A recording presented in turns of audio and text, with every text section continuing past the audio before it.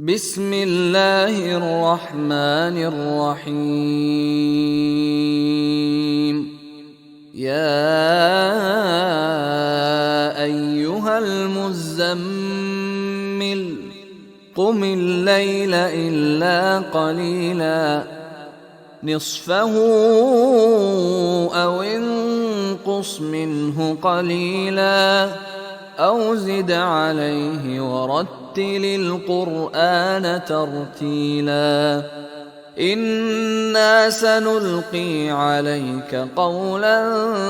ثقيلا إن ناشئة الليل هي أشد وطئا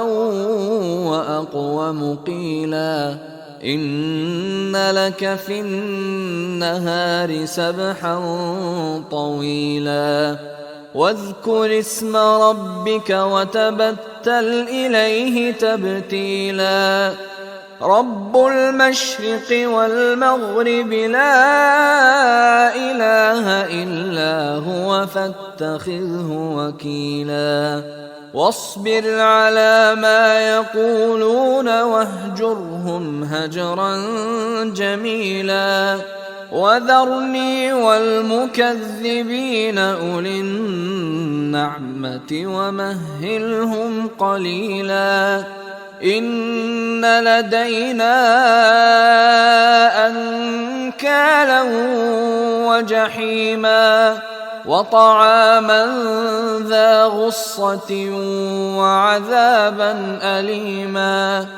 يوم ترجف الأرض والجبال وكانت الجبال كثيبا مهيلا إنا أرسلنا إليكم رسولا شاهدا عليكم كما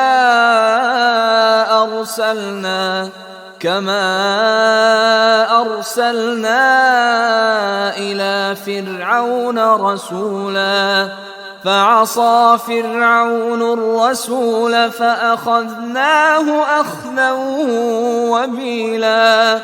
فكيف تتقون إن كفرتم يوما يجعل الولدان شيبا السماء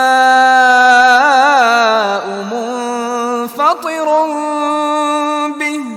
كان وعده مفعولا إن هذه تذكرة فمن شاء اتخذ إلى ربه سبيلا إن ربك يعلم أنك تقوم أدنى من ثلثي الليل ونصفه وثلثه وطائفة من الذين معك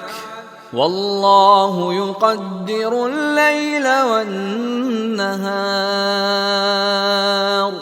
علم أن لن تحصوه فتاب عليكم فاقرؤوا ما تيسر من القرآن علم أن سيكون منكم مرضى وآخرون يضربون في الأرض يبتغون من فضل الله وآخرون يقاتلون في سبيل الله فاقرؤوا ما تيسر منه وأقيموا الصلاة وآتوا الزكاة وأقرضوا الله قرضا حسنا وما تقدموا لأنفسكم من خير تجدوه عند الله هو خيرا وأعظم أجرا واستغفروا الله